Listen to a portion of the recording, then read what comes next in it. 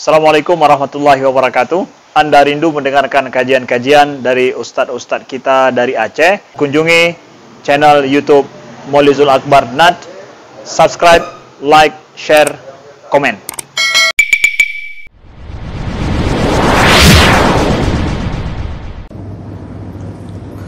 Bismillahirrahmanirrahim.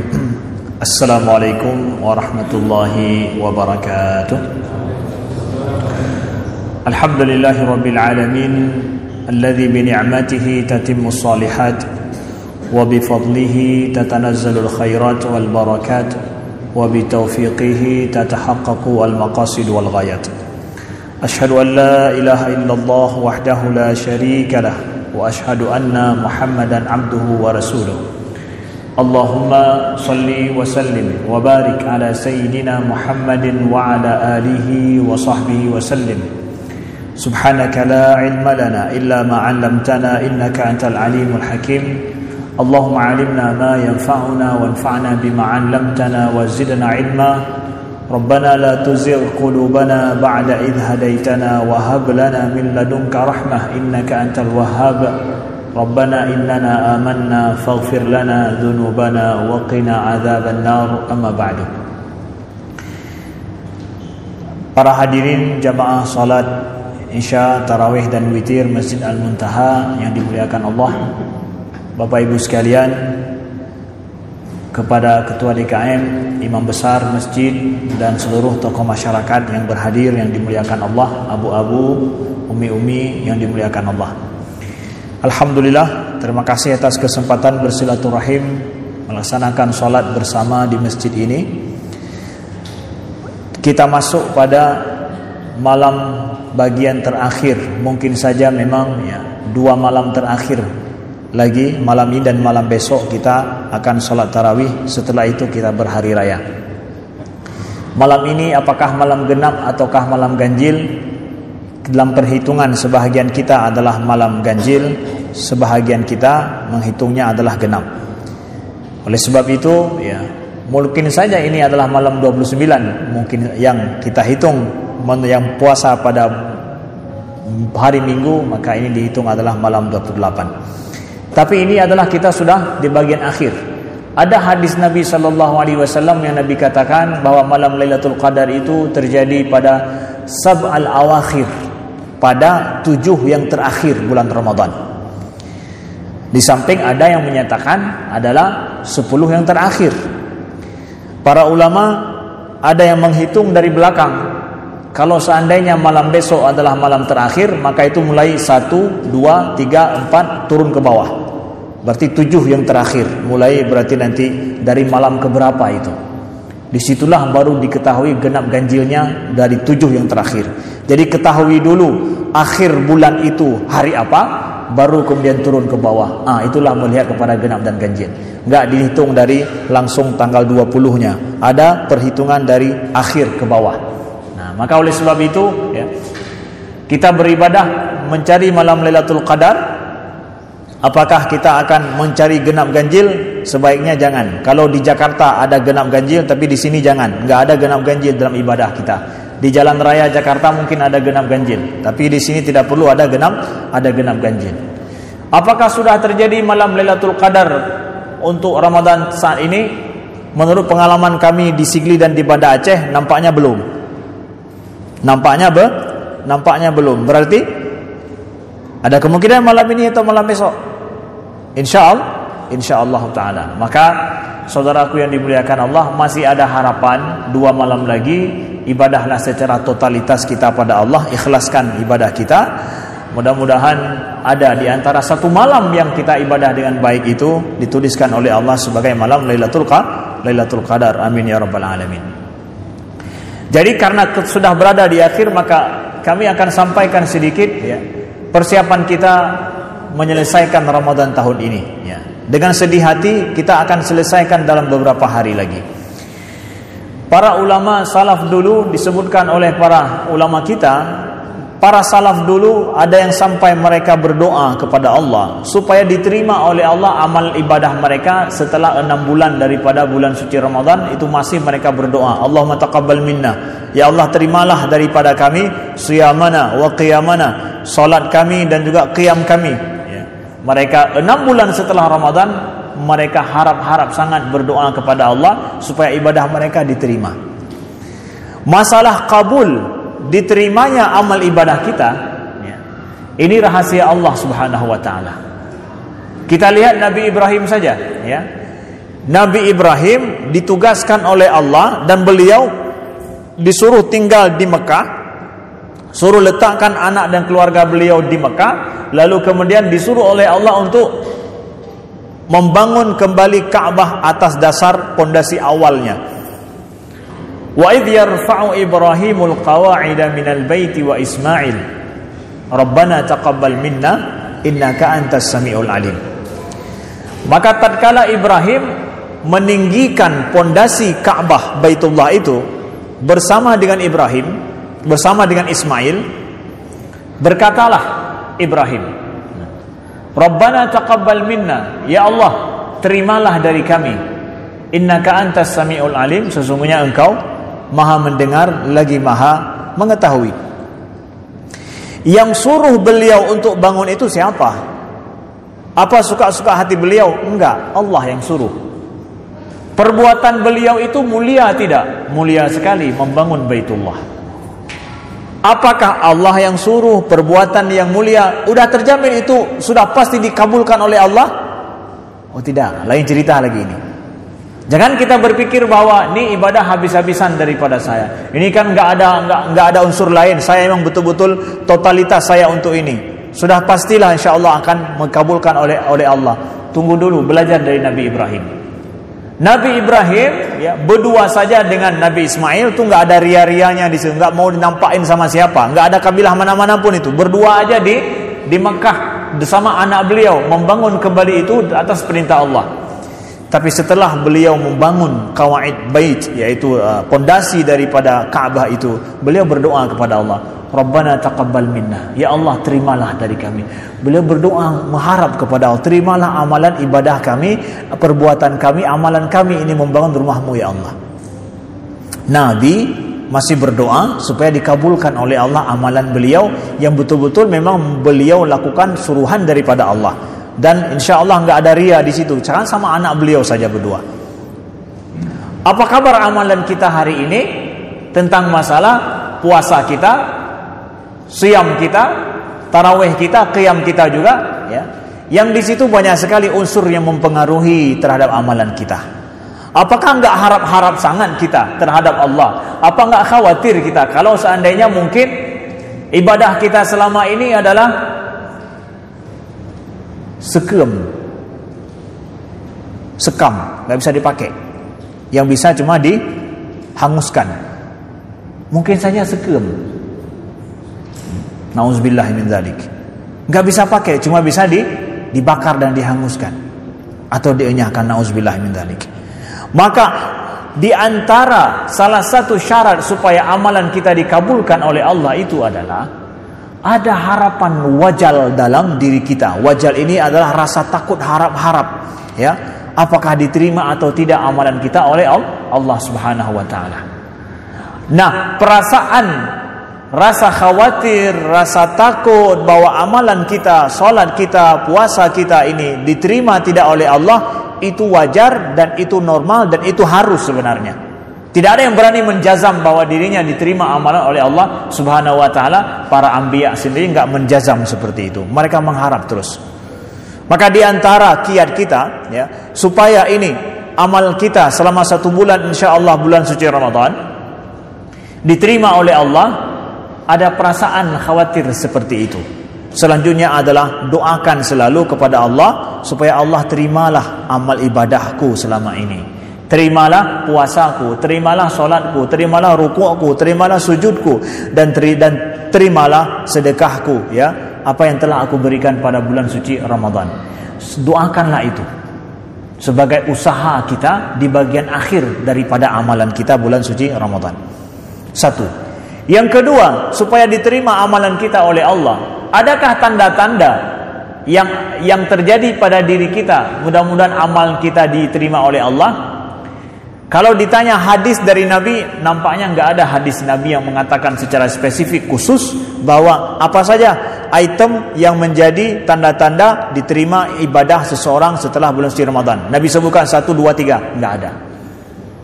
Tapi para ulama berijtihad menyebutkan bahwa kemungkinan beberapa hal yang kita lakukan itu bisa menjadi penyebab diterimanya amalan kita dan menunjukkan bahwa amal kita itu makbul di sisi Allah Subhanahu wa taala. Karena tidak semua amalan yang sah itu makbul. Beda dia antara sah dengan makbul. Kalau kita salat sesuai dengan rukun dan syaratnya, kita puasa sesuai rukun dengan syaratnya, itu makbul, itu sah, itu boleh saja sah. Ada amalan kita sah tapi nggak makbul di sisi Allah. Orang puasa misalkan, dia sudah menjaga rukun niatnya sesuai pada waktunya, kemudian menahan diri dari segala yang membatalkan puasa secara fikih. Tapi boleh jadi amalannya nggak diterima di sisi Allah Subhanahu Wa Taala. Ya. Dari sisi mana? Dari sisi bahwa dalam dia berpuasa nantinya ada hal-hal yang dilarang Allah masih dia lakukan. Pandangannya kah, mulutnya kah, telinganya kah, yang lainnya.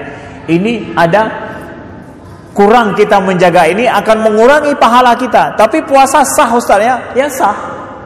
Sah secara fikah. Tapi hati-hati tentang makbul di sisi Allah Subhanahu wa taala. Ya. Enggak perlu diqadha kalau seandainya seperti kita katakan dalam salat Jumat tadi, dalam khutbah Jumat, seorang yang mengupat orang lain atau berbohong sekali dengan orang lain, apakah membatalkan langsung puasanya? Dia mengqadha? Enggak harus dia qadha. Puasanya masih sah, enggak ada makan minum, enggak ada yang lain-lain yang membatalkan puasa dalam fikih itu, enggak dia lakukan, enggak. Lanjut, tetapi apakah makbul di sisi Allah puasa ini? Nah, ini pertanyaan besar. Orang ya masa dia berpuasa tetapi ya, kemungkaran maksiat dia lakukan. Nah ini dia pertanyaannya, makbul enggak di sisi Allah? Ini menjadi masalah. Jadi boleh jadi sebuah amalan sah tetapi dia enggak makbul di sisi Allah Subhanahu wa taala. Nauzubillah min dzalik. Maka di antara hal yang boleh jadi adalah menjadikan amal ibadah kita Ramadan ini bukan cuma puasa saja, ada amal ibadah lain yang banyak kita lakukan makbul di sisi Allah. Salah satunya selanjutnya adalah setelah harapan tadi, yang kedua adalah ad-dimah. Ad-dimah itu apa? Ad-dimah itu adalah ada kesinambungan, keberlanjutan. Sayyidah Aisyah radhiyallahu anha, beliau sampaikan bahwa kana amaluhu dimatun. Nabi SAW disebutkan oleh Sayyidah Aisyah bahwa amalan Nabi itu adalah dimah. Ya, dima itu adalah berkelanjutan adanya. Dia enggak setelah terjadi sebuah kebaikan lalu berhenti, enggak ada berkelanjutan lagi. Itu enggak, itu proyek pemerintah namanya. Kalau pegat tiga, lalunya hanali menyena program lalu ke baru pegat. Nyam proyek pemerintah menan, tapi proyek langit, proyek akhirat berlanjut dia. Itulah beda proyek pemerintah dengan proyek akhirat. Yang proyek pemerintah pada masa kerja alhamdulillah, kami cerita alurnya terbengkalai biar kami sudah selesai kerjanya. Pokoknya 3 bulan. Masalah monitoring setelah itu enggak ada dana lagi setelah itu. Kami menan kali. Itu proyek dunia. Tapi proyek akhirat enggak begitu. Proyek akhirat dia ada istimrariyah dimah, ada keberlanjutannya. Nah, maka mudah-mudahan kata para ulama, di antara salah satu daripada tanda diterimanya amalan kita itu adalah dimah di sini, ada keberlanjutan. Kemudian selanjutnya yang menjadikan mudah-mudahan amal kita ini adalah diterima di sisi Allah Subhanahu wa taala adalah istiqamah. Setelah dimah, istiqamah. Istiqamah itu apa? Istiqamah itu adalah, kalau orang mengartikan jalan lurus terus menerus, tapi spesifiknya mana istiqamah itu adalah kita menghindari jalan-jalan yang bengkok, yang menghindari lubang-lubang, menghindari hal-hal yang merusak amalan. Hindari maksiat dalam kita hidup ke depan. Sebagaimana kita sampaikan tadi, orang bertakwa itu adalah orang yang dia sensitif terhadap, betul-betul dia menjaga diri dari hal-hal yang bisa merusak amalan dan juga maksiat yang dilarang Allah Subhanahu wa taala. Maka orang istiqomah itu adalah, kalau boleh kita sampaikan, bukan cuma terus menjaga sholatnya, tetapi adalah dia menjaga diri daripada fahsya wal munkar. Fahsya dan mungkarnya itu betul-betul dia jauhi, betul-betul dia tidak ingin dia mendekati terhadap perbuatan keji dan mungkar apa yang dilarang oleh Allah Subhanahu wa taala. Ini adalah bagian penting daripada istiqomah. Orang yang berpuasa diberikan oleh Allah kemampuan untuk istiqomah ini. Kenapa? Kemampuan menahan diri itu sudah ditempa dalam bulan suci Ramadan. Kemampuan dia untuk menjauhkan dari perbuatan dosa itu sudah.